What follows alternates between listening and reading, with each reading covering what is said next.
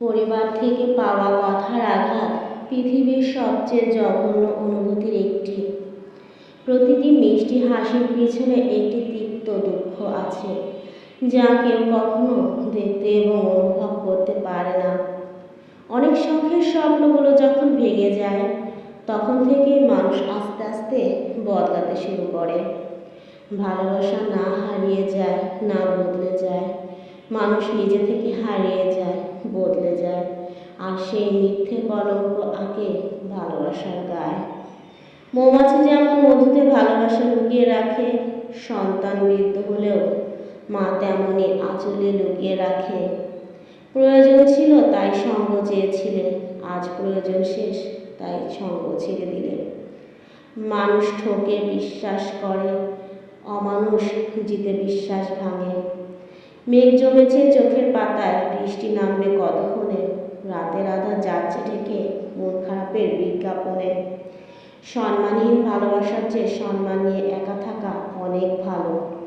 আকুতি মিনতি করে কারো ভালোবাসা পাওয়ার তুলনায় বোধ হয় ভালোবাসার তৃষ্ণায় শুকনো প্রাণহীন কাঠ হয়ে যাওয়াই ভালো। কি পেলাম আর কি হারালাম, এই ভাবনায় জীবন থেমে থাকে না, জীবন চলে যায় তার নিয়মে। কি আর কে আছে সাথে, সেটা ভেবে সামনে এগিয়ে যাওয়ার নামই জীবন। সম্পর্ক টিকিয়ে রাখতে হলে আগে বিশ্বাস শব্দকে মজবুত করতে শিখুন।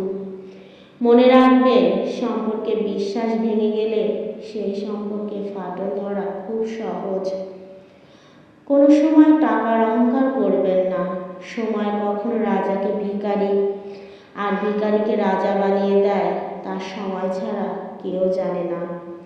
কিছু মানুষ সার্টিফিকেটে শিক্ষিত ও পোশাকে আধুনিক হতে পারে, কিন্তু তাদের চিন্তাধারা একদম জানোয়ারের মতো। কখনোই সময় এবং ভাগ্যের অহংকার করবেন না, কারণ সকাল তাদেরও হয় যাদেরকে কেউ মনে রাখে না।